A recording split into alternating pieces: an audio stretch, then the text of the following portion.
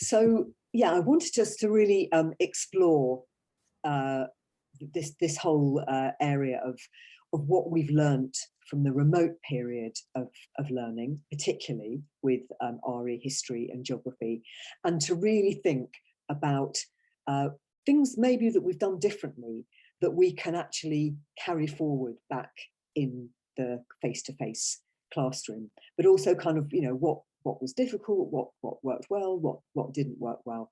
And as I said, many of you have been generous enough to send in some examples of the work that you've been doing during this period to share with each other. So I think that's going to be really useful for us to have a look at those, and for people to talk through what worked well, and show how they explored different topics within the humanities curriculum. Okay, so have we got Yvonne with us this morning? Yes, I'm here. Can you hear me? Yes, hi Yvonne. Do you want to tell us a little bit about the work that you were doing here? I will. It's not particularly ICT rich, I don't feel, but I will just give a bit of context. So with my year 3 class, we were doing some learning about maps and map skills, and also we were doing a topic on nocturnal animals. So this is a combination task. So we had a Zoom lesson where together we unpicked the features of the map, and the idea is that it's a fake wildlife reserve in Canada, a little section of it. And after the session, the children had 8 pictures of nocturnal animals that they had to research and decide whereabouts they would advise rangers to look for those animals within the map. So, and you can see one child's learning here, justifying where she decided the rangers should look for which animals.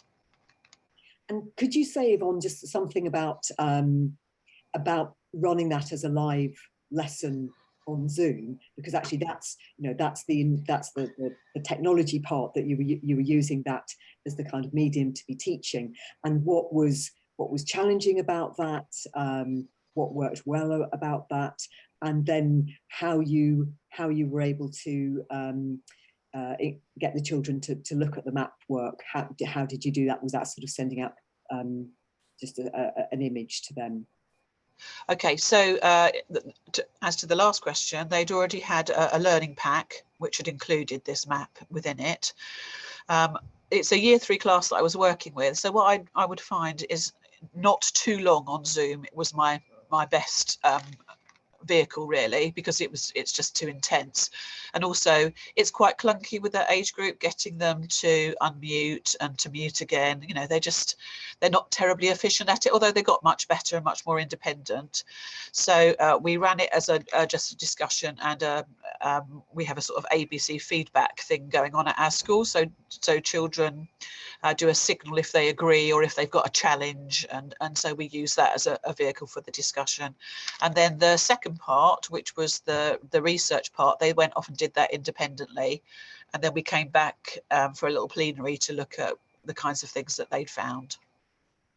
And so actually from the kind of blended learning point of view, you've got a kind of a whole range of different things and different ways of working that they were doing there. So I think that's really interesting. They've got the kind of research that they're doing kind of like maybe away from the screen, maybe some on screen, but the fact that you're able to have that discussion with them, and that explanation, where schools perhaps haven't had that ability to have those kind of touch points of live, it's a bit more difficult, isn't it, to kind of get that kind of discussion going and kind of sharing of thoughts, and that sort of peer learning, I suppose. Sure. Thank you, Yvonne. That's really, really interesting. It's Caroline. Just a couple of teachers gave me some examples of what had worked really well for them. One thing they did was a nice balloon debate. And so they started with a 3-week project on the Normans and had to research the impact of different areas of life following the Norman invasion. Then they had 2 weeks to plan and present something related to what they discovered. The children made cakes, model castles and posters, and the teacher gave them links to different sites for information ideas, including English heritage. Then at the end of the unit on Power and Monarchy, the class had a small balloon debate about which monarch would stay in the balloon. the teacher told me that having the breakout runs for children to prepare and work really well, and then the children voted in the chat function, so that was an activity which they really enjoyed. And then another teacher said they just did quite an open-ended PowerPoint where they had to present their findings on mountains and rivers. And somebody else had another debate, the year 6 teacher, which worked really well, and they had a debate online about the destruction of the rainforest. Again, they used breakout runs for the children to prepare their ideas, and they presented their motion to the rest of the class, and they used the teacher used Kahoot to check the knowledge at the end of the topic. So those are just a few things from our school which were really successful in the remote learning. Thank you. Thank you, Caroline. Those are really lovely examples. Sarah, can I just quickly jump in and just, because I saw a couple of slightly puzzled faces, and I thought I would clarify what a balloon debate is for anyone who might not know. I'm seeing some nods. Great. And again, people jump in if I've misunderstood this. But a balloon debate is essentially, you work on the premise that a series of characters, historical, fictional, real, kind of whoever you're covering, are in a hot air balloon. And the hot air balloon is going down. So you have to decide who you're going to boot out of the hot air balloon. And eventually only one person is left to be allowed to be in the hot air balloon. And each character, so each student representing one of those historical characters, has to advocate as to why their historical character should be the one who gets to stay in the balloon. Is Caroline, have I kind of covered that in? Yes. We've done that as a sort of whole school event where people have pretended to be sort of Father Christmas or the Queen or anything, sort of a character from a favourite TV show. So they did this with the monarchs and said which had been the most important monarch, and they managed to do that online, and it was really successful. I think on another occasion they actually had this particular teacher had a brother who did some showed some artifacts to their class over Zoom, and that got the children really excited as well. He was a specialist in a certain area. Yeah, just sort of really the challenge is getting the children inspired and excited when they're at home, and I think she did it really successfully. Thank you very much for Thank you. that, and please thank your colleagues as well. So Elodie sent this through from Julian's. We can see here that Elodie has been, in her class, they've been studying the Hajj, and they've been using Padlet. And we're going to be using Padlet quite a bit this morning, actually, in the conference, for you to look at resources and to explore resources. But you can see how the children have been answering questions about the Hajj, and then they've also been kind of scoring each other's responses. I'll just mention, because I had a conversation with Elodie about this before today, and also, so Elodie is a computing lead at her school, so I think that she's very kindly shared this despite the fact that she couldn't make it. But yes, so they have a member of staff at Julian's who has completed the Hajj. So the task for the children was to think of questions that they could ask that member of staff that would be informative about the Hajj. And then they voted on which questions are the best ones and which ones would then be asked to the teacher. So then the teacher responded to the children's questions. So just quite a nice way of using it in a kind of democratic way of generating discussion. Thank you for that additional context, Rowan. Okay, so Aga, you've got we've got several slides here, and just to check, is Aga in the room? Yes. Hi. Hi. We've put all of your slides in, so maybe we'll kind of show each of those, and then we'll come back and show your video, which I think I'd really love to see. So this is the video which we'll show in a moment, and then Kate, go to the next slide. You were using Seesaw, I believe. No, so at school at Hitherfield we are using 2 online platforms. For Key Stage 1 and 2 we are using Seesaw, and for early years we are using Tapestry. So during the home teaching we didn't do any live Zoom lessons, but we were recording the videos in the mornings. So we were recording 3 videos, phonics, math and a topic, and they were there for parents to see by 9 o'clock, and they could pick and choose what they want to do with the children in particular time, because of course different schedule for the parents, siblings, and accessibility. So this is the example of topic in reception. We were covering all around the world, and my colleague very kindly agreed to for me to share this video with you because I thought that it was hilarious. So basically, after the video, we set up some tasks for the children, some activities, and parents with the children were commenting on those videos or post observations afterwards of the activities they were doing at home with the kids. So I think really interesting to see how you've managed to use the digital platform with those younger children, which of course depends on that kind of like really good relationship with parents and really good communication with parents, but the way you've used the kind of visuals as that stimulus.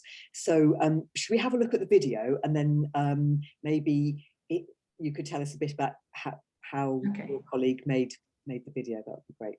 Hi everyone, happy Tuesday. Today we're going to be leaving London behind, and we're going to be visiting a country in Asia. I wonder what country we're going to go to. I can't wait to find out. Let's go. Oh, hi guys. Wow, I love being in an aeroplane, don't you? I wonder where we're going. Oh wow, where am I? What's that? I'm in Japan.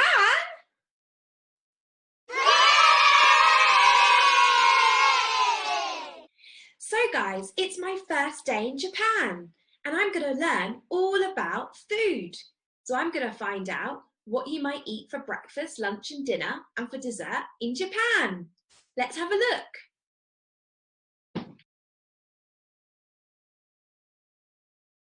Japanese breakfast. So here you've got some fish, that's salmon.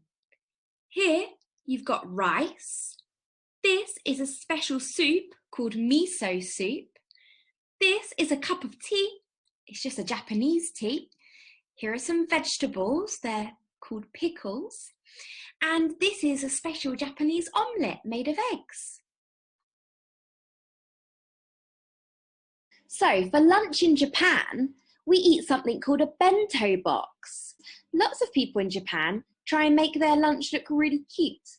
And you can see here that this bunny has been made out of rice, and then the different vegetables have been made to look like flowers. Can you spot any characters that you know in these lunches? In Japanese homes, around the dinner table, we don't usually sit on chairs. In Japan, we sit on the floor, on mats. This is a typical Japanese dinner. It's called sushi. It's made of fish. And use these chopsticks to dip the fish into soy sauce. For dessert, I had these. They're called mochi cakes. The green one tastes like green tea. They were oishi. So I hope you enjoyed seeing what I've been eating while I've been in Japan. I've had a delicious breakfast, lunch and dinner. And here in Japan, they say oishi. That means yummy. So, oishi. What was your breakfast, lunch and dinner today? Can you draw it to show me?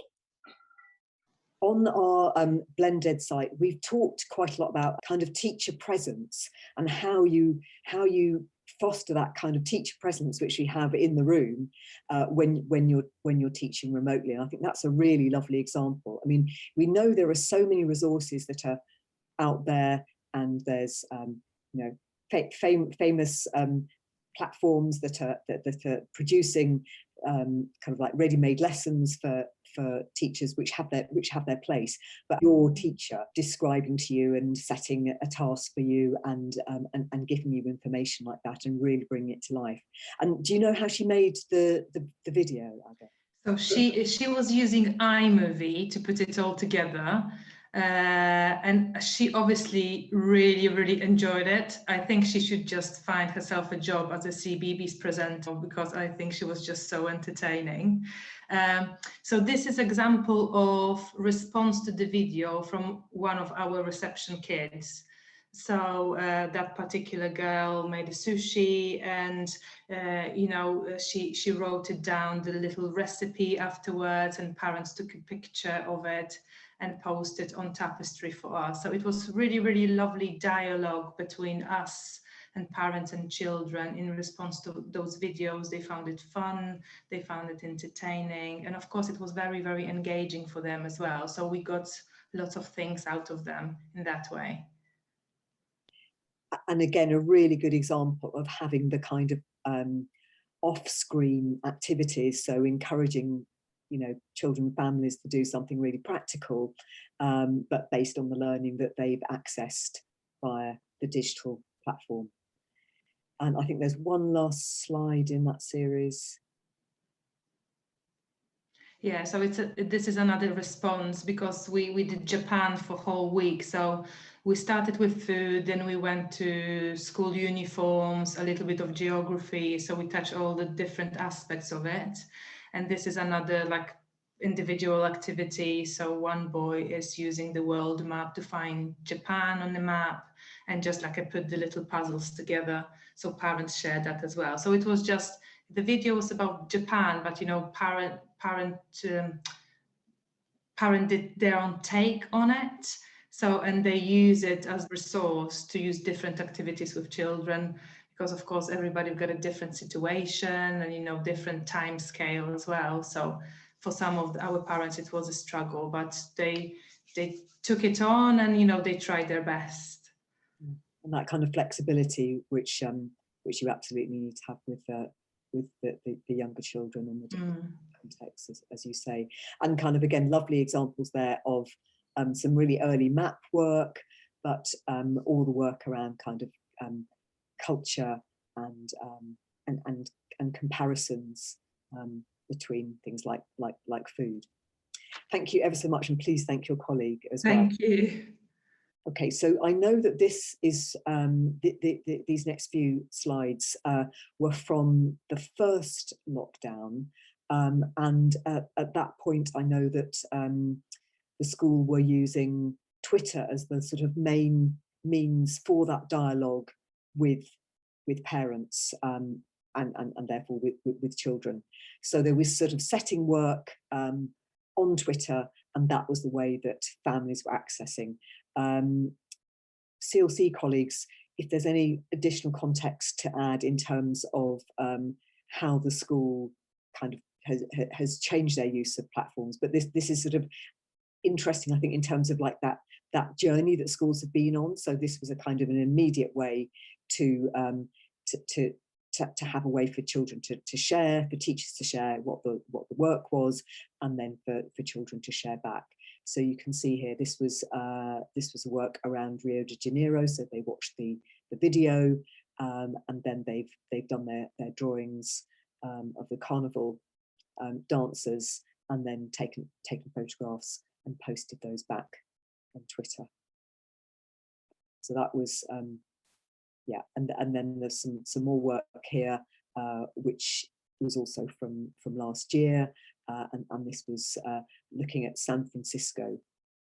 And again, you know, you've got the really nice example that essentially most of this work is analog, it's paper based, but the means of sharing it and having that dialogue has been via the Twitter as the platform. Okay, so we've got another example here from Lauren. Hello.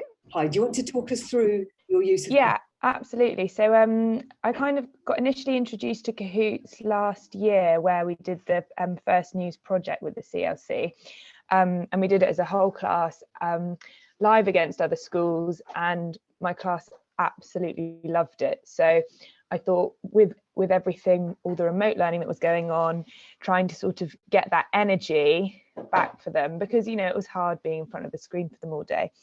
So introduced Kahoots, and I did a weekly Kahoots with my class in groups where I was on Zoom, and they were all able to log on to the Kahoots quiz, and I used it as an assessment for the learning that they'd been doing that week. And because I was able to sort of do the voiceover, I was really like, you know, riling them up, getting it really competitive, but it also allowed me to see quite instantly sort of using it as a form of assessment. So it worked really well just as a different platform to sort of engage and excite them. And yeah, they loved the competitive nature of it, but it was also a really useful teaching tool for me as well. So again, a really nice example of the kind of the teacher presence, and you're sort of saying about kind of like getting that enthusiasm and energy, and again that kind of mixture of you doing the kind of preparatory video and then the element of live. So that's a really lovely example. And then, you know, Kahoot is a great tool, and because it produces the feedback for you. So, and I think it's been really interesting talking with quite a lot of teachers about how teaching remotely, teaching using digital actually has made them rethink that kind of like feedback loop and assessment. Yeah, and I just found it worked really well to very easily be able to bring in learning from earlier on in the year. So not just learning that they'd done that week, but I'd then slip in a few questions about previous history knowledge they'd done, and that sort of to act as that reminder and recalling and working the memory to keep all learning fresh, I guess. Yeah. Yes, and actually that's sort of something that, you know, to kind of build in back in the classroom, isn't it? Actually, definitely that kind of like reviewing previous topics. And I think perhaps in the humanities, it's that thing where, you know, we can get a bit driven by kind of sometimes by the coverage and the topics, and not go back and not revisit the learning. So that's a really nice example. So thank you very much. So we've talked a little bit about with the examples about how people have been teaching remotely. I'll say we've had about a month back face-to-face in the classroom. We'd be really interested to know about kind of what you are most excited about teaching in person now. And we're going to go into breakout groups. And Caitlin's going to set us up in breakout groups. So kind of like, you know, what are you excited about now that you're back in the classroom, thinking particularly from a humanities perspective, but also thinking about how you've used digital, what you've experienced, what the children have experienced in using digital, and how you might be bringing that more to the fore in your teaching now that you're back in the face-to-face context. Welcome back, everybody. I think it would be great to hear from the different rooms if people would like to report back. So starting with room 1, which I believe was Rowan's room, would you or someone in your group like to report back as to what you discussed? Yeah, sure. Yeah, thanks everyone for your contributions. I think Lauren got a little bit cut off partway through, but yeah, so we were talking quite a lot about just the nature of in-person discussion and how difficult it is to replicate with children in a remote environment, because obviously things like what we're doing right now are a little bit more manageable for adults, and in terms of attention span and understanding communicating digitally, it's a bit easier for adults than it is for particularly young children. And so the ability to have the children basically in the room together talking to each other seems to have been something that has struck a chord with a lot of people. And then another thing that a few people brought up was kind of working in groups and group work, and the fact that actually for some children that's a skill that they haven't really had much opportunity to practice. So being able to do that again has been challenging for them, and it's taken a little bit of getting used to, but it seems to be, it's obviously very rewarding to see them back working together, I think. I don't know if anybody from the group wanted to add. Oh, okay. Thanks everyone for your contributions. Thanks, Rowan. Peter, yours was group 2? Yes, so I guess we were having similar discussions really about the importance of collaboration and how much easier that is, particularly for younger children.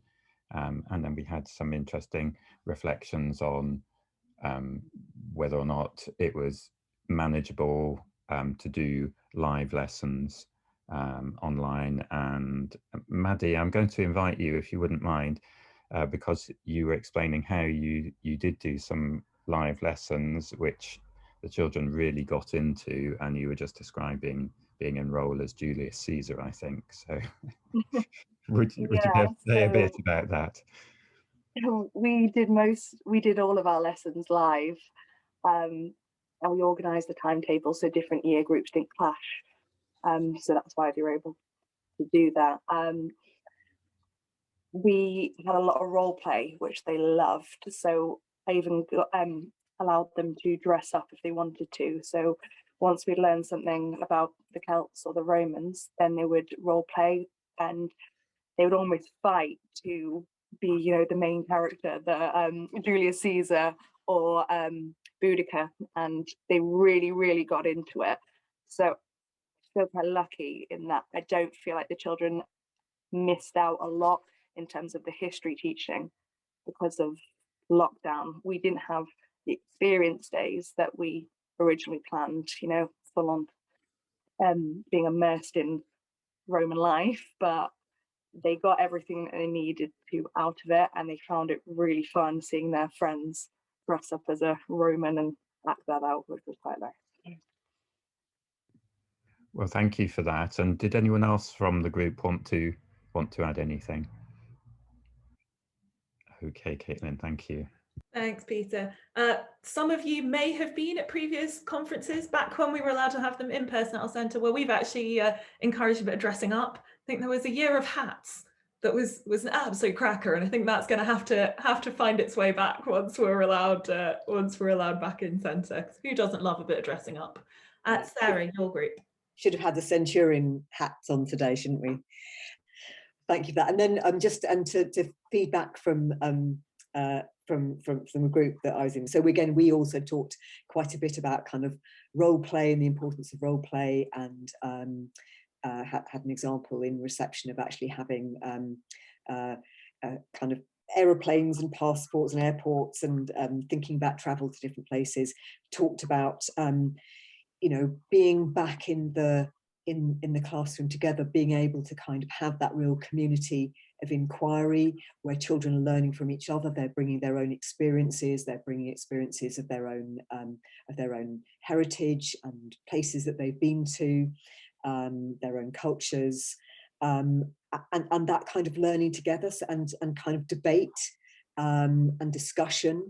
So we talked about how it's particularly important in humanities subjects, that learning together, that peer learning, perhaps more so than in some subjects, perhaps like maths, for example, although they're kind of obviously kind of like collaborative learning that can happen there as well.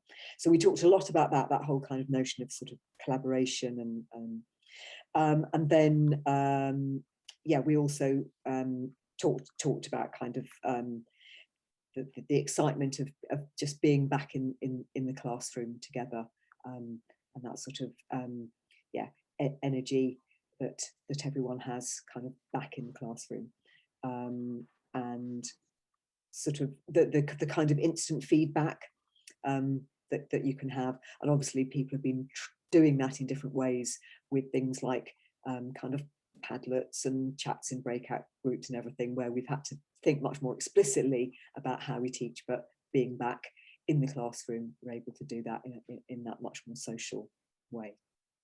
So thank you for all your contributions, and just amazing what you've all been doing, and how well you've managed to teach remotely, but also kind of what learning you're bringing back from that now into the current context.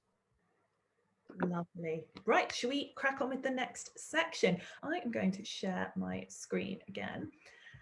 And we are now going to have a little think for the next little bit before we have a break.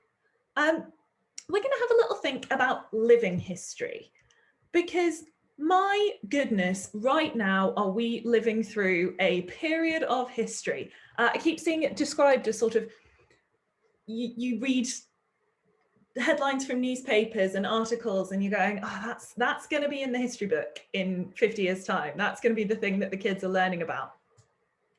And it's quite hard to sort of think about current events as history. But what we wanted to do was just have this little section to sort of think about how we can help young people that we're working with to engage with the fact that what they're living through is a fairly historical moment. You can see there's lots of lockdown headlines across these pictures, a lot of pointing happening. But what we really wanted to focus on was young people being able to explore their own experience of this period of history and how technology can help us with that. So I am in a second going to stop sharing my screen, because first up, we're really interested again to hear from you. How have the children that you work with been documenting their time in lockdown? And that could be in a formal capacity. So if you've been encouraging them to write diaries or take pictures, anything like that. Or it could be in an informal capacity. Have they been making TikTok videos? Have they been making little animations? Have they been drawing lots of pictures? I'm kind of really interested in how the children in your classes, as it says there, have been documenting their time in lockdown. So I'm going to stop sharing my screen very quickly and ask you to jump into the chat. I'll give you a few minutes to pop something in there and to let us know how those children in your classes have been documenting their time in lockdown. Oh, Maddie, I was really hoping someone was going to say Minecraft. Excellent. Building Minecraft worlds. Fantastic. Great. Time capsules. Brilliant idea. Diary entries. Picture a day. Yeah, has anyone come across those? There's an app where you can record 1 second of video footage every day, and then it loops it together. That's a really lovely, lovely bit of tech there. A letter to their future self. Oh, what a gorgeous idea. Class Padlet type of Instagram page. Yes, anyone who's been to CLC training at any point in the last year, including today, will know that we are big advocates of Padlet. And one of the nice things with Padlet is the extent to which you have control over the security settings on it. You can make it closed, so it's just the kids that you want to invite who can access it. But also there's different layouts on it, and one of them looks like an Instagram feed. Kind of, you can get a big picture and then they can comment underneath it, so it can feel a little bit kind of social media-y for the kids to be using, but also you've kind of got it locked down. Excellent. Sending letters. Yvonne, that's a lovely idea, recording what they liked about being in lockdown and what they've missed about school. I think thinking about the positives as well, and not just sort of not making assumptions about children's experience, I think is so important in this, because everybody's had a totally individualized experience of lockdown. I really like that. Celebrated it all when they came back to class. Oh, Aga, that's lovely. That must have been like the biggest birthday party ever. Absolute raving. Love it. Fabulous. Well, please do keep adding into the chat. We will keep checking there. But what we've pulled together is a few examples and a few ideas showing how young people can be documenting their history, how we can link it to elements of the history curriculum, and also some nice creative ideas in there as well. So I'm just going to screen share again. Brilliant. So thing number one is that whilst children are documenting their experience of this period of time we're living through history, actually sometimes it's a very personal thing to be asking, and we will look at how we can record the personal in a little bit. But what we've seen and what we've learned through actually some research around blogging is that speaking and writing in role can really help children be a bit braver and be a bit more experimental in the language that they're using, and in their kind of vocabulary and in their different tones, and exploring these different voices. And I've written here that children could try giving speeches in the style of the Prime Minister or the Chief Medical Officer. And it's thinking about those different ways in which people might have been thinking about the choices that have been made, over the last year about some of the ways that things have changed, and thinking about the ways that people might have thought about making those decisions. So thinking about those people in power. And I've included a little example here that hopefully will work through to Twitter, which is, we know who that's a picture of. That's a picture of Winston Churchill. This is not a pandemic example, but I think it's a really lovely one. So if I click through onto this tweet, we will see an example of someone who does not look a lot like Winston Churchill. We'll give her that. But when she starts speaking, you can really see who she is channeling. You can really hear that attempt at using kind of the right register of vocabulary and things. It's absolutely brilliant. So hopefully I said the fear in your eyes of freedom because of the abominations on the whole. You must join us before the school is obliterated. Now be brave. You have the power like a storm with all its might. We shall defeat them. We shall stand together as one. We are the school's last hope. Join me and you may die. Run and you will die. Years from now, lying in your bed, would you be willing to trade it all to come here and fight with dignity and honour for your comrades and family? Join me and we can take back our freedom. All gets a little bit Braveheart there as well, but she uses the word obliterated quite early doors, which is quite quiet. You may not have heard it, but I just think that's so good, and it's so committed to that role, and you see those rhetorical devices, the kind of imperatives all in there, and getting that real sense of what the stakes are in that as well. So it's speaking and writing and role can be a really, really nice way of getting kids to think about different perspectives over this period of history. And perhaps our most traditional way of recording our time over any given period, but thinking about diaries. And I don't think I've been in a single year 2, year 3 classroom at some point where there hasn't been a Great Fire of London display. And we all know that part of the reason for that, and part of the reason that we know so much about that, is because of Samuel Pepys and his diary. So thinking about kids already have this kind of idea of a diary as a historical document and as a way that people in the future can understand what's happening in the present. So this is an example from, I believe, did I put the link in there? Maybe I didn't. I will make sure that I put the link in there. That's actually from the Museum of the Home that has some online examples of diaries, and a nice example there of a 14-year-old Ernest Baker who lived in an almshouse and kind of drew little pictures and drew little cartoons and wrote notes, and we've still got those documents of young people writing their diaries in history as well. So I'll make sure that I do put the link when we send those slides around, because that's a really nice resource to have a look at there. But we've also got this resource, which this was pulled from some research that we did a little while ago into blogging. And one of the things that children have had over the last year or so is quite a lot of time at home. And one of the things that we looked at when we were doing this blogging research was about how having access to be able to kind of write from home made a difference to the way that children wrote.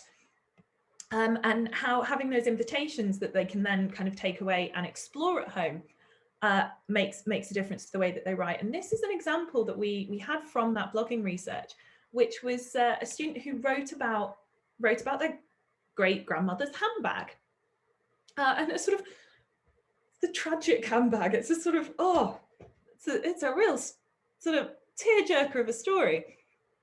But you can see they're sort of talking about the fact that there were no phones, and kind of what the fact that it was that period of history, what impact that had on the story, and that it's rooted around this object. So actually there could be something nice, and there could be a nice activity around that, about an object from the family home that's meant something to them over the past year, and about what the story that comes along with that is. And that's kind of a diary entry, but it's also attached to that object. And I think it's a really lovely piece of writing there. Kids love making videos, we know this. And there's a myriad of different tools that they can use. And as we said, there's going to be kids who've been documenting their time over the last year in a kind of more informal way, who've been using TikTok, who've been using their access to any phones or mobile devices that they have in their home to kind of create these digital footprints and these video footprints of what they've been doing. in terms of ways that you can help facilitate that, a tool like Adobe Spark Video is really lovely. Adobe Spark Video is free, and you can use it in a browser or you can use the app, depending on which works best for your school, your setting, and what you have. But one of the things that it does that I really like is it is fantastically easy to put together still images into the tool and to have them come out looking like a really good film. It kind of runs the images together and there's rights-free music. In a similar way to iMovie, but I would argue actually in a slightly more user-friendly way to iMovie. It's just like a little bit, I'd say it's like a little bit simpler to engage with. There's a few less bells and whistles and a few less features, so iMovie's still great. But also Adobe Spark Video is available on the browser, so you can use it on any device. So something like that could be really nice if you've got children who've been documenting pictures. I think someone suggested that, a picture a day in lockdown. You've got tools like that that are free and accessible to actually kind of create these documents of their time and kind of string it all together. And then the last example that I've put on here is a really, really creative one that I loved, which is a class of children whose music teacher at school helped them to write a song about lockdown. And you'll see the date on the story from the BBC here, which is the 11th of July 2020. So this was after the first lockdown, where the teacher was talking about, and I watched an interview with them, talking about, there were a lot of emotions, there was a lot of stuff for children to process in that time, and that the school was really trying to help them to do that. And that they decided that music was going to be a good way of them doing that. So I thought I would show you a little clip of the song that these children came up with.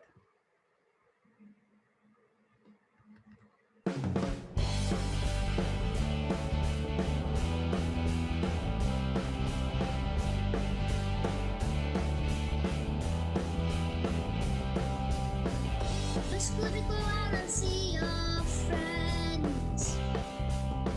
Don't you slap down there forever. If you go out and have some fun. For now there is no one. But soon, after the night of the moon, we can see our friends.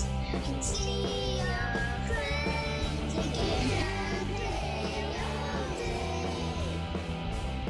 Now we can play all day. Now we can play all day.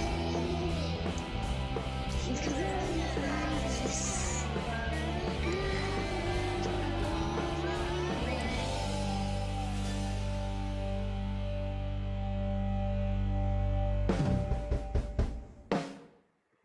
So I'm sure you'll agree that's absolutely adorable. But has also been put together actually relatively simply. All of that footage has been filmed on devices that the children have at home. It doesn't, some of it's in landscape, some of it's in portrait. Does it really matter? No, it doesn't. And it's all been sort of pulled together, and you can see that the kids have been asked to record lines. Is it in tune? Not necessarily. Does it matter? Not really. But it's kind of a nice creative outlet for them to be able to create something. And you really also take away from it, what's the thing that those children missed? Well, they missed playing with their friends. So that's what they wanted to sing about. And that's what was kind of important to them. And that was their way of documenting it.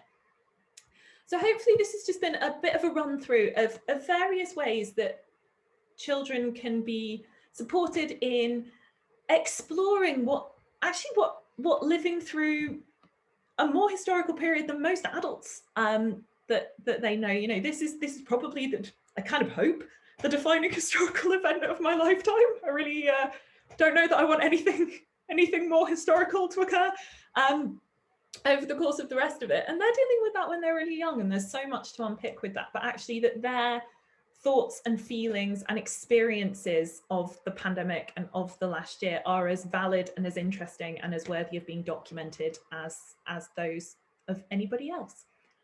So I'm going to stop sharing here. I've just also spotted in the chat there that another person was talking about time capsules, and I think there's something really lovely about that idea of children kind of documenting their time and putting it away for a little while, and then and the thought that people in the future will come and look at it.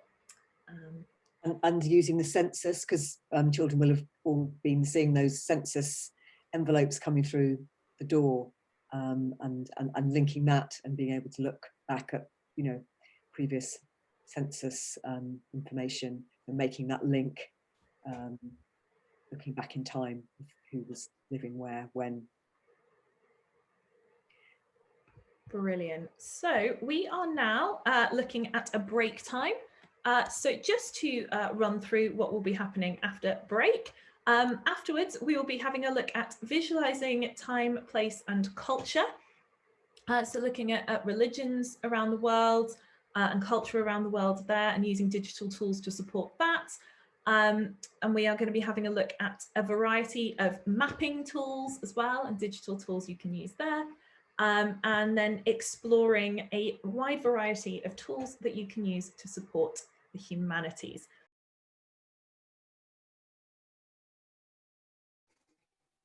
Brilliant. Okay, so so for the next section, we wanted to spend a little bit of time thinking about how technology can help us in kind of visualizing different places, different periods of time, and different people's lives as well, different experiences of different people.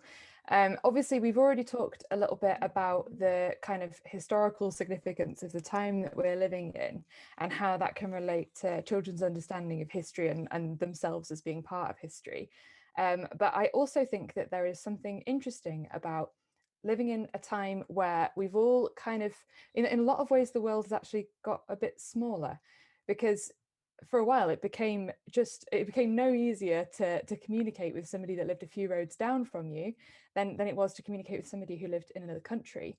And we had to find different ways to kind of build a little window into one another's lives, and to share our own lives and our own experiences with the people that we know.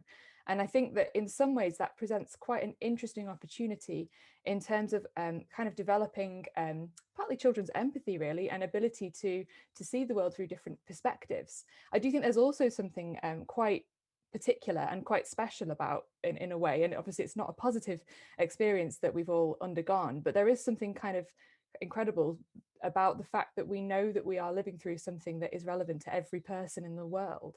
It's not very often that you have kind of an experience where you can say that about it. And so I think in some ways that that could be something that we can draw on when we're thinking about other cultures. We're looking at different sort of places in the world and different people, and thinking about how their lives have been affected, and also how in some ways this experience might have brought us sort of closer together. So to begin with, I'll talk a little bit about religion and culture, and sort of using technology to develop little windows into that. But actually, the first example I wanted to show you, it comes from the Jewish Museum. And I think one of the things that's nice about this is a little bit like what Caitlin was talking about earlier with looking at history through objects, and that kind of idea of telling family stories through objects with the handbag. But one thing that the Jewish Museum does really nicely with these resources, it examines specific objects and talks about them in detail, and it kind of gives you a little window into the life of the person that might have used that object. So obviously it might prompt discussions about how it was used, or who it was used by, or what it was for. And so there are lots of those objects in this collection, and this is on their website in the schools section. I think it's classroom resources, I think is the name of this area of their website. There are also some other things, like, for example, you can see that there are some audio files, and there are also some longer resources, but just kind of little digital artifacts, I suppose, and representations of physical artifacts that you can use as a little window into another culture. And I think that can be a really nice prompt. I know some of you are talking about having boxes of artifacts, but if you're not able to get hold of something physical, then this can be a nice alternative. And there are other things on this website as well that I know that they do trips, and they've done virtual workshops and things like that, which you can have a look at on their website, because of course, although schools might be back in the classroom to a large extent, a lot of the types of experiences in terms of visiting places might be more difficult, or may not be possible in the way that they were before. So I think it's really good to be aware of some of the things that are on offer from some of the museums.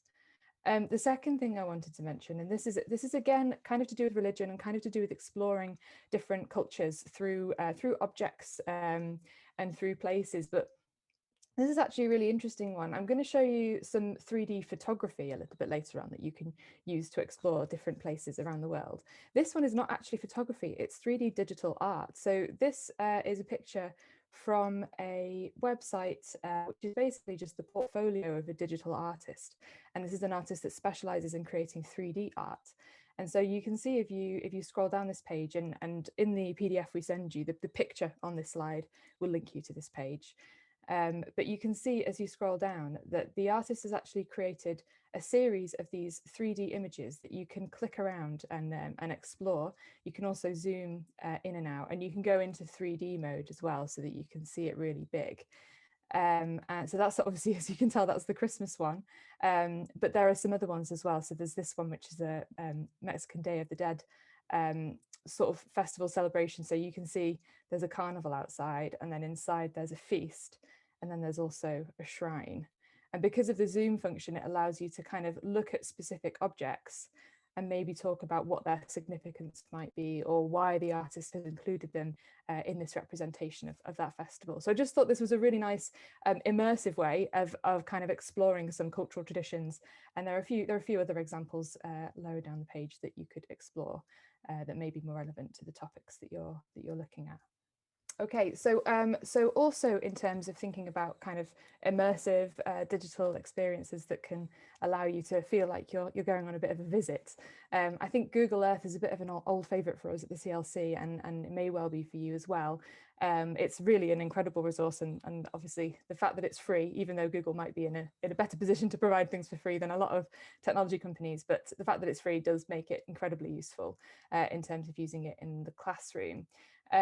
This particular example is taken from, when you go to the Google Earth website, which you can do just by Googling Google Earth, you'll see that on the left hand side there are various little icons for different ways that you can explore the resources, and one of them is this little helm symbol, which when you click on it, it's called the Voyager tool. And what that is basically they have curated a set of, it's kind of like collections of places around the world where they have added some information as well as the place on the map. So you can read a little bit about a place, and sometimes you can watch a video or listen to an audio recording, and then you can also go from one place to the next. So the example that I've put here is pilgrimage to Mecca. Okay, so it's just loading the map, and you can start to see the different locations appearing. If I press start exploring, then it's going to take me to the first location on this little journey, this little voyage that Google has put together. And you can see it gives you a little bit of information about this particular place, but then you can see it in the satellite view from above. You've also got access to these buttons down here that let you explore it in different ways. This is not a particularly good example for using the 3D function because everything's quite flat. But in some places, if you're looking at a tall building, for example, that 3D button can be a nice way of changing your perspective. You can also use the little Pegman guy who will take you into Street View mode as well. But you can see that as well as this first location, if I press the arrows at the bottom, I can move to another location that's relevant to a pilgrimage to Mecca. So there we go. So if I click on the little paper aeroplane, then it's going to transport me to a new location.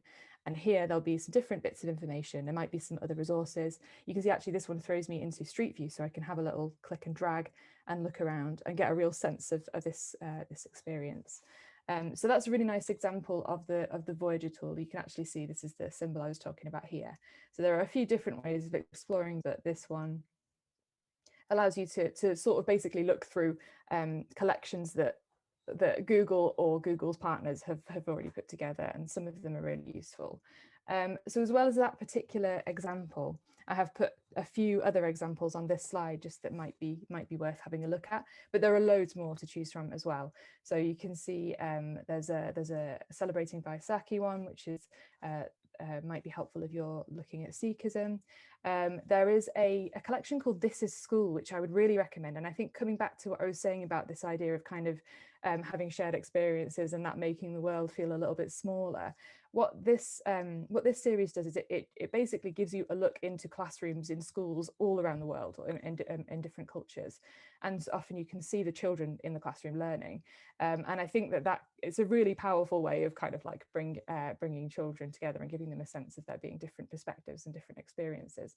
That's part of a series that they did another one that was called This Is Home, which I also think was really, really good, and they're both worth looking at, because obviously the home and school are environments that children are familiar with and can relate to. So seeing how those places could be different in different cultures and different parts of the world, I think is really cool.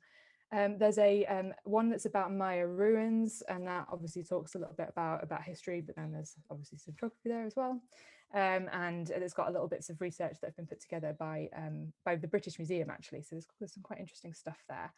And then this one is about celebrating Indigenous languages. And part of the reason I put that in is because it's a really nice example of the use of video. So it takes you to different locations on the map, but then you can watch a video of somebody speaking the language that's Indigenous to that location. So those are all just really nice examples of a tool that I think is very flexible and really nice to use. Before I move on, just wondered if anybody else had any suggestions for maybe technology tools that you've used, or maybe just teaching strategies that you've used to kind of get children into different perspectives, or seeing the world from the point of view of different people. Any thoughts about that before we move on? Rowan, I've got an example. Oh, lovely. Yes, please, which is, I will try and dig it out and put it in the chat, which is a series of BBC bite-sized videos that I'd say are aimed really at Key Stage 2, maybe lower Key Stage 3, but would be great for Key Stage 2 kids, where they take two cities that have a feature in common. So it might, or two places that have a feature in common. So there's like, this town is by the sea, and they'll find one in Britain and then one somewhere else in the world, but they get children in those two locations to talk about essentially that geographical feature and how it impacts their life. And there's a one that's, I'm pretty sure it's London and Tokyo, as like kids living in big cities and kind of how that impacts their lives. And it's quite similar to what you were talking about there in terms of things that are the same, things that are different, and allowing children to be able to put themselves in each other's shoes. So I'll try and dig the link out for that and pop it in the chat. Yeah, that would be great. Thanks, Caitlin. Cool. So the next few examples I wanted to talk about, rather than just being about visualizing life in different parts of the world, this bit is more to do with kind of tools that you can use to think about time, really, and about chronology, about the order that things happened in, about how long ago certain things happened compared with other things. And so I will actually mention, before I show you my examples, that I think actually that Adobe Spark, which Caitlin already talked about, can be a really nice way of doing this. So, for example, if you're looking at a period of history and there was a series of important events that were relevant to that period of history, you might represent each of those events with a different picture. So it's really, so then you could make something like an Adobe Spark video, or you could even do this in iMovie as well, or Windows Movie Maker. Any kind of any film editing software would do it. And you can just sort of like put those images in order, and then perhaps record your voice over the top to explain what's happening in each of them.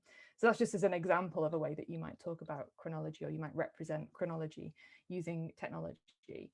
But there are some other examples too. And this one is a resource that is on the British Museum website. It comes from the British Museum, and it's called the Museum of the World. And it is essentially a kind of interactive timeline. But again, we're exploring cultures through objects largely. Obviously, these objects happen to be the British Museum's collection. And what they've done is they've kind of plotted those different objects on this timeline, but they've also categorized them in terms of the continent where the object was found, or where it's from. So you can kind of scroll backwards and forwards and kind of get a real sense of how long ago a person might have used this object, and what life might have been like in that time. But you can also compare it with what was happening around the same time in different continents. So you can kind of have a little bit of a sense of the history of the world. Now, obviously, there's a lot there. There's like a lot of information to conceptualize, especially for a small child. But I actually think the fact that it's using objects and they can think about what they might have been used for and how they might have fitted into somebody's lives makes it really tangible. And it might be something where you could pull out specific examples for them to look at that might help them to sort of conceptualize a particular point in time and a particular culture. The next example, and we've talked about Padlet a little bit already today, and we're going to be talking about it a little bit more as well, I have to admit, but Padlet is one of my absolute favourite tools. I think it's incredibly versatile, very, very useful. I think it really came into its own as well when children were learning from home. But Padlet is like an online notice board. If you haven't used it before, you can post all sorts of information on there, and it might be that the children post on the Padlet board, or it might be that you make a Padlet board that you share with the children, depends how you're using it. But this is an example. So there's different layouts that you can use, different arrangements of the posts, and one of them is called timeline. And on the timeline, you can see it kind of, it gives you a timeline, and it puts posts in order, so you can kind of control the sequence of events that you're representing on that timeline. And this particular one is actually an example that Padlet made as like part of their Padlet gallery. And it's all about the Apollo program. So it talks about all of the different missions and what happened in those missions on the Apollo program. But you can see how a similar thing could be used to explore the events or key events in lots of different periods of history.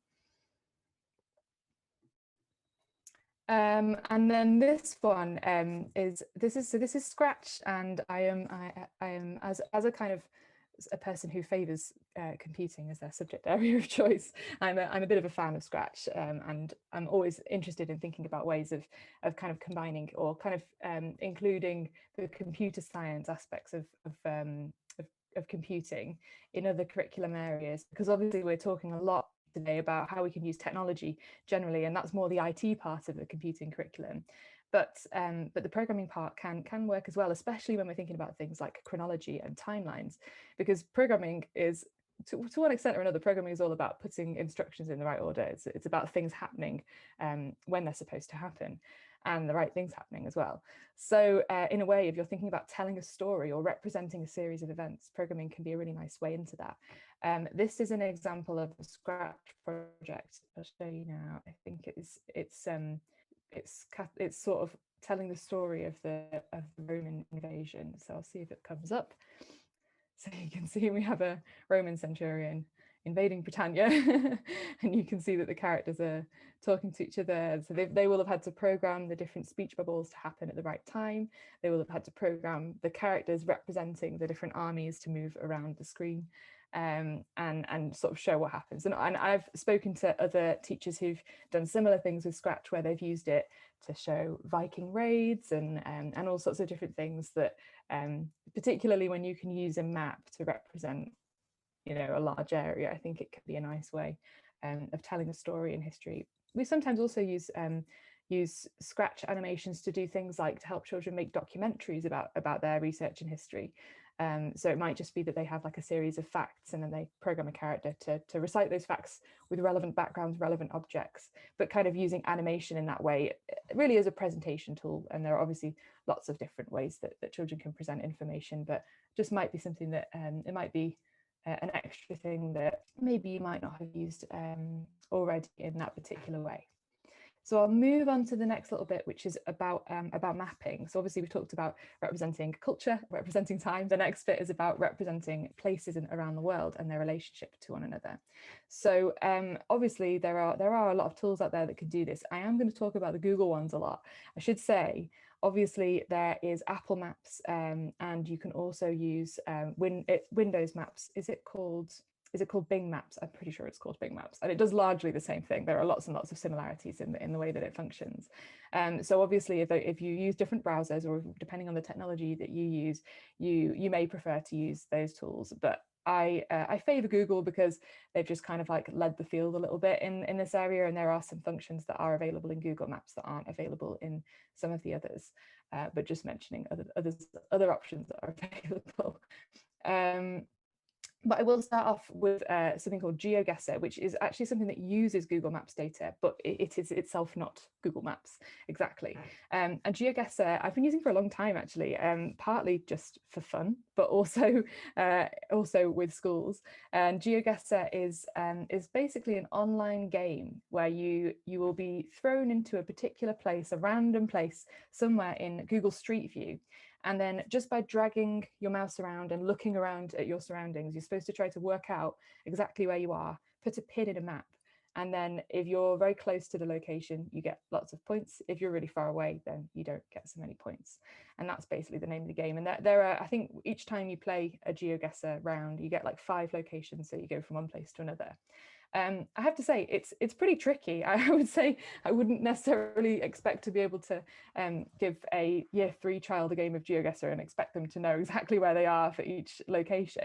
But actually what I found is it's a really, really nice thing to explore with children and kind of go through the process together of looking around and thinking, well, what clues can we see that might help us? Can we see any road signs that have a language on them? Maybe somebody in the room might know the language or might recognize some of the letters or the words in the language that we can see.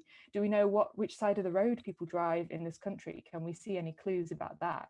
Are there any clues with things like the road signs and the colour that they're in? Do you recognise them from films or television shows, things like that? So even though it's probably quite difficult for children to just look at a location like that and know exactly where it is, there are really interesting conversations that it can generate if you play with them. And the other thing that I think is really nice about it is actually GeoGuessr has become quite popular among users of the gaming streaming platform Twitch, which you may well be familiar with. You may well have pupils that are interested in watching Twitch streamers. So people stream playing GeoGuessr, and then their viewers might write things in the chat to sort of suggest things that they can spot that might be clues, and they'll kind of play it in that sort of collaborative way. And so I think it's just kind of, I'm only really mentioning that because I think it's always important to kind of keep a bit of an eye on the things that are engaging children and the ways that they're engaging with technology, perhaps at home, and how that can sometimes help to sort of bring out their enthusiasm in the way that we use it in schools as well. So it doesn't have to be a random location in GeoGuessr. They've actually put together some collections. So you can see the one that's called World, that will just be anywhere. But if you go to famous places, it's a little bit easier because you may recognize some of the places that you go. So you might find that you're next to the Eiffel Tower, or you might find that you're next to the Statue of Liberty. And you can imagine that it's a little bit easier to figure out the locations when they're a little bit more well known. But I'm a big fan of that. And then the next one, so also again using Google Maps data, so this is Google Earth again, which we talked about before. But before I was talking about the Voyager tool with the little helm. This one is just the Feeling Lucky tool. So if you just click on the dice on the left-hand side in Google Earth, it will just take you to a random place on the globe. And it does that nice sort of zoom, like pan zooming in thing, so that you can kind of contextualize it in terms of the whole wider globe. And then it will tell you a little bit about it. So you can see that this is telling us about a place called Latna near Prague. And it could be anywhere, and you could like learn a little bit about it. And that's something that I know that some teachers will do, maybe in the morning as children are arriving. They might do either once a week, or they might do it once a day, just as a way of kind of like looking at the earth and exploring different places in the world and developing that kind of familiarity. Because I think even if knowing the names of the continents is, even if that is part of the Key Stage 1 curriculum, it doesn't necessarily give you that sense of context about how they relate to each other and what kinds of places you might see in those continents. So that could be quite a nice way of helping with that. And next, I wanted to talk about Google Maps, as I said before. So this isn't the maps specifically. So when you go to maps.google.com in your browser, this is what you see. And obviously, so this is the map view itself, and that can be really useful. You can actually see in this example, they've added this feature where with famous landmarks, you sometimes get a little icon that tells you about it. So it makes it easier to find interesting places, and sometimes it has a bit of information about them as well that can be quite useful.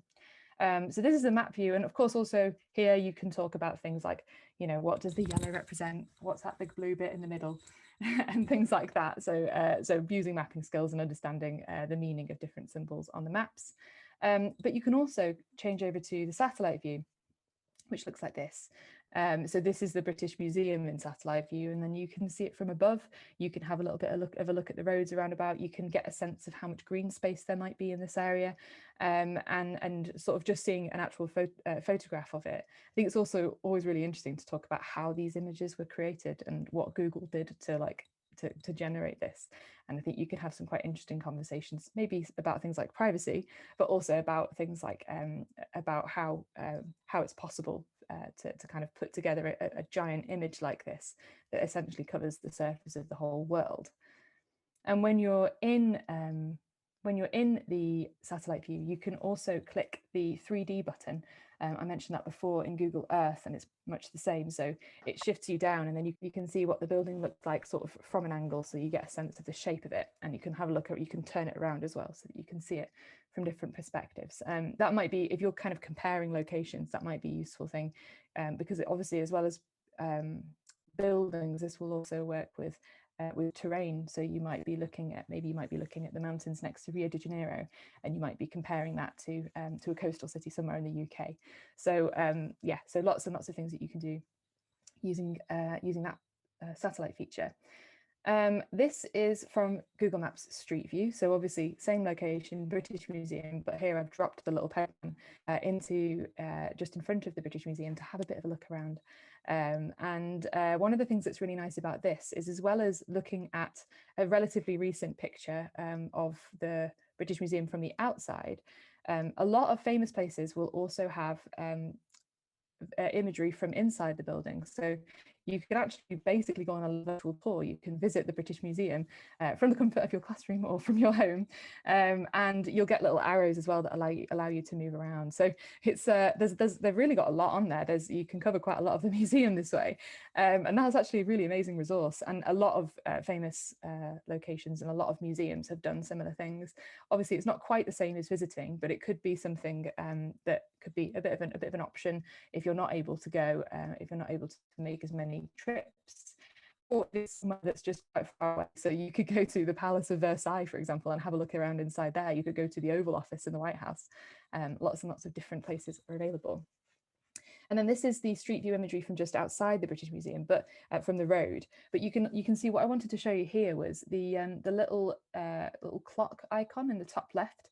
When you click on that, you get a little timeline, and it actually shows you that there is lots of imagery from back through the years of this same place. So they've been, and this isn't true everywhere on Google Street View, because some places haven't been photographed very many times, but particularly if you go to really famous places or busy places, you often find that the Street View car has gone round like quite a few times over the course of the last sort of 10 to 15 years. And you can wind back the clock. So if you move that slider, for example, in that window, you can see what this street looked like in July 2008. And you can then go into full screen and have a look at it in detail. You can talk about what's changed. You might be able to do this with outside your own school. So you might be able to see street view imagery of what your school looked like 10 years ago, and see if you can talk to the children about what's changed. So that's another way of using it. And so over the next sort of 5 minutes or so, I'm going to give you a little bit of a challenge. I'd like you to have a go at using Google Street View, or Google Maps rather, and looking through those different tools. So the tools we talked about, to begin with, you're just going to search for a location. It can be anywhere in the world. It might be somewhere that you've been and that you really, really like and you wish you were back there right now, or it might be somewhere that you would like to go one day. It might even be where you are right now if you're just very, very enthusiastic about that particular place. So whatever you like, whatever location you want to sort of choose, and maybe somewhere that you might like to share with the group, because we're going to do that a little bit later. So search for it in the box, and then have a little look through those different tools. So have a look at what it looks like in satellite. What does it look like from above? Can you click 3D and make it so you're looking at it from an angle? And how does that change the way, like what you can see? See if there is street view imagery available by dragging in the little yellow man and putting it on the map. And you may even be able to go inside the place. So you can see this is a screenshot from the British Museum, and it has all those blue lines. When you drag the pegman, it has all these blue lines inside it, which tells you that there is imagery available that's inside the building. So see if you can have a look at that. And maybe you can also click the little time icon and turn back time and have a look at what that place looked like in the past. So that's step one, is just really find a location and then explore that location using some of the Google Maps tools. But the second step is going to be a bit more collaborative, because I think it would be really nice if, once you've all been on these little virtual journeys around the world, maybe you could share them with the other people in meetings. So what I'm going to ask you to do is I'm going to share a link. I'll share it after I finish sharing my screen so that I can get the chat up, but I'm going to share a link to this Padlet board. Now, I mentioned Padlet before in terms of timelines, but another thing that you could do with Padlet is you can create a map, and it's a kind of an interactive map. And when you press the plus icon, it will ask you to search for a place, and it uses Google Maps technology to do that. So anywhere that you found on the Google Maps website, you should be able to find in the Padlet page as well. And what you're going to do is find the location and select it, and then it will ask you to make a post. Try and put your name at the top of the post as the title, just so that we know whose is whose. And then if you want to, you can also make a note of whether you found something interesting in this place. If you wanted to, you could record your voice and say why you chose it. If you wanted, you could even record a little video if you wanted to. You can copy and paste a link. But basically in Padlet, when you make a post, there are loads of different ways of sharing your ideas and sharing your thoughts. And I'm going to leave it quite open-ended and let you explore it for yourself, because if you've seen it before, you might want to try something different. If you've never used Padlet before, maybe you want to stick to just the text and keep it nice and simple. Entirely up to you. But I would like everyone to share one location, and then afterwards we'll be able to have a little bit of a tour around the world and see some of the exciting places and maybe why people might have chosen them. Okay, and then I'm gonna stop my video for about 5 minutes or so while you go away and take a look, and then when we come back, hopefully we'll get a chance to have a quick look at some of the things that people have shared. So I'll see you in about 5 minutes. Okay.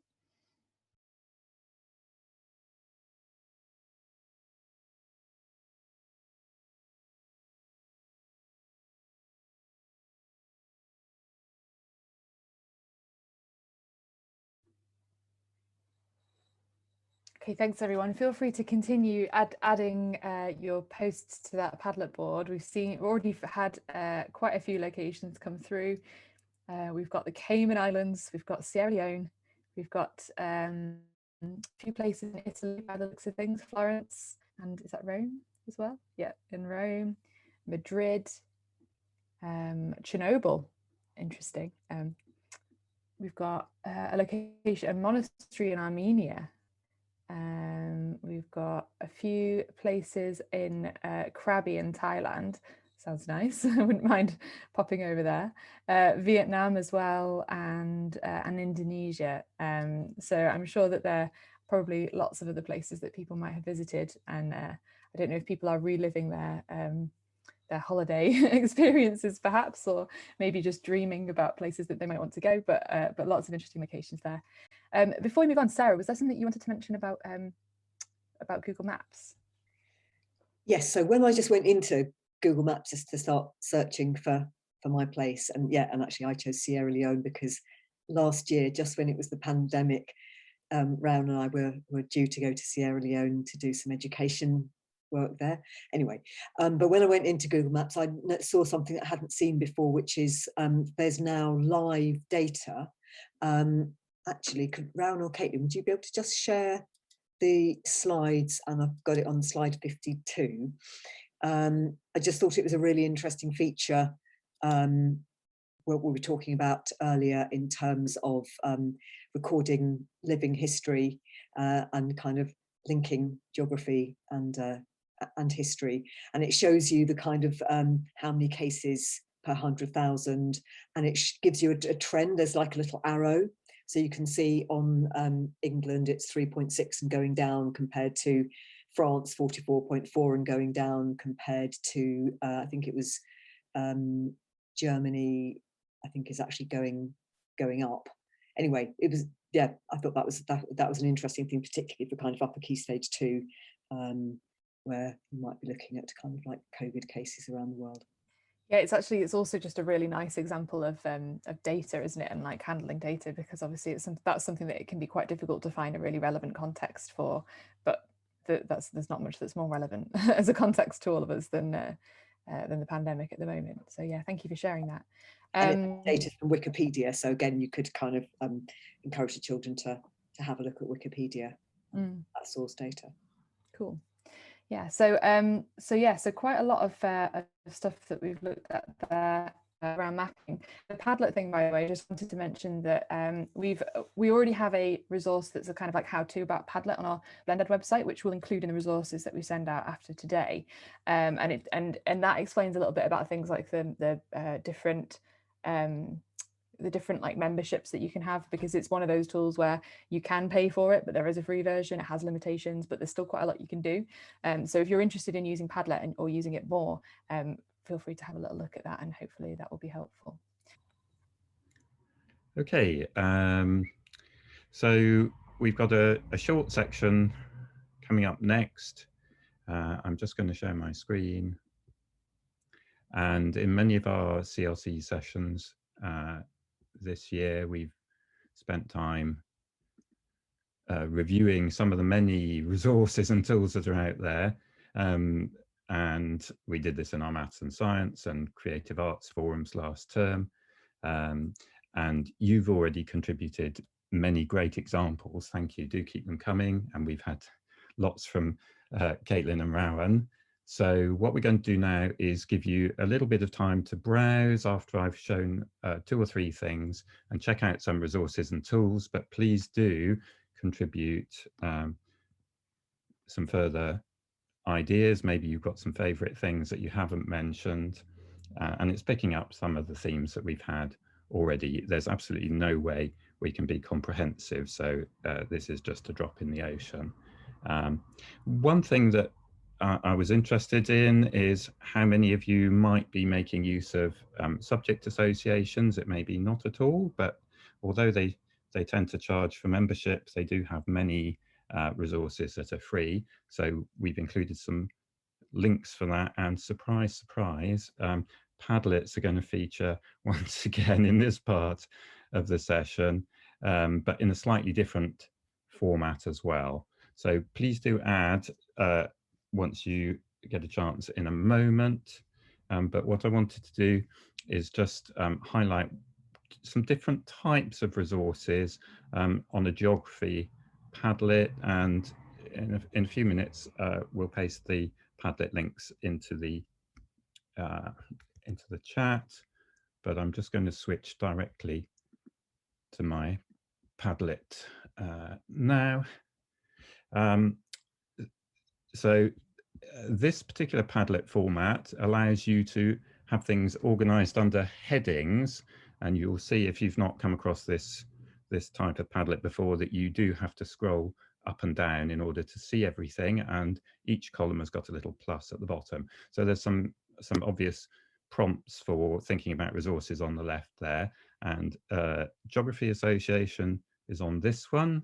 If you are in the Geography Association or the Historical Association, or any other subject organisations, do let us know how useful you find them in the chat if that's an option. But I'm going to dive in now to something that I hadn't heard of before putting some things together for this session, and that's Earth School, and that's on TED Ed. So lots of great video content. Let's keep fingers crossed that that's going to come up. Yeah, and this was collected on another great website, again, that I hadn't come across before, called Global Dimension. So I'm going to go straight to the Earth School and see if I can play the video for you now. It's a very short introduction to Earth School, and this is a whole program of activities. So it looks really exciting. So I'm going to stop now because you've got the flavour of that, but it looks like it's really well put together. So if you do make use of that, it'd be really interesting to know what you think. Okay, and in terms of specific interactive tools, yeah, we've seen a lot of what Google Earth and Google Maps can offer, but there are some specific tools from other organizations as well, and NASA have got some nice interactive tools. So the one that I was looking at earlier is the Global Ice Viewer. It's nicely presented, nice and clear. So I was exploring glaciers when I tried this out. Again, a nice world map format where there's not too much on, but you can move over and see different locations. Of course, the Alps Rowan, I was going to say it was very easy for your Roman to cross the Alps. Scratch makes everything easy to move around on a map, doesn't it? So I think that's a nice interactive tool with further information there, more to explore. And I know in many sessions over the years, we've highlighted Dorling Kindersley Find Out, which has some great still images, but they are interactive as well. So if you've not seen that's relevant to many topic areas, geography, religion and history as well. And then there's an overlap between geography and science. So although Explorify, which we like a lot, is primarily a science platform, check it out because, again, some brilliant images carefully selected, and some of them are relevant for geography, and then some other types of resource there as well. And yeah, more on maps. So other platforms, other maps do exist. We love Google Earth and Google Maps and make use of them in our workshops, but it's worth noting there are other educational maps. Ordnance Survey have got a lovely set of maps available for school use with some historical data built in as well. And this one I particularly liked because on London Street Trees map, and there's a version which goes beyond London as well, it's possible to zoom in and find data about individual trees. So I'm not going to bring it up now, but I did earlier have a specific point for the tree that I can look out of the window and see from where I am at this location. So if you're thinking about the environment around the school and around children's homes, some really specific information there. Decolonising the curriculum is a topic that's been given quite a lot of prominence recently, and there's some interesting thoughts on that example, and 3D videos as well that you can explore whilst they're playing, and some games as well. So I'm not going to spend any more time on this. I'm going to go back to my slides and just mention that these Padlets will be available for you after the conference. We've got 4 of them. The general collection has got resources across the subjects that we've been focusing on today. We've got a specific environmental and sustainability education Padlet, and then picking up from the British Museum theme in our Humanities conference, we often refer to resources that museums and other organisations have out there. So I think we'll have about 5 minutes.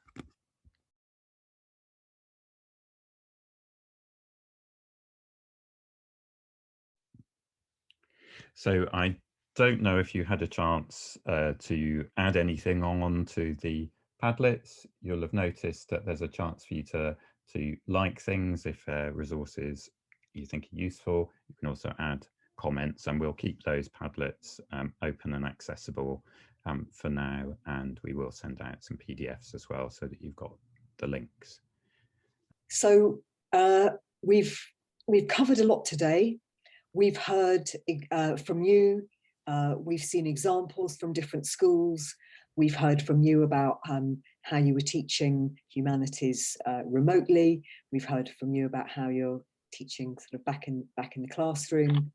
We've looked at living history, we've looked at maps, we looked at chronology, we've looked at resources. It's been quite a lot of information, perhaps sort of quite information heavy.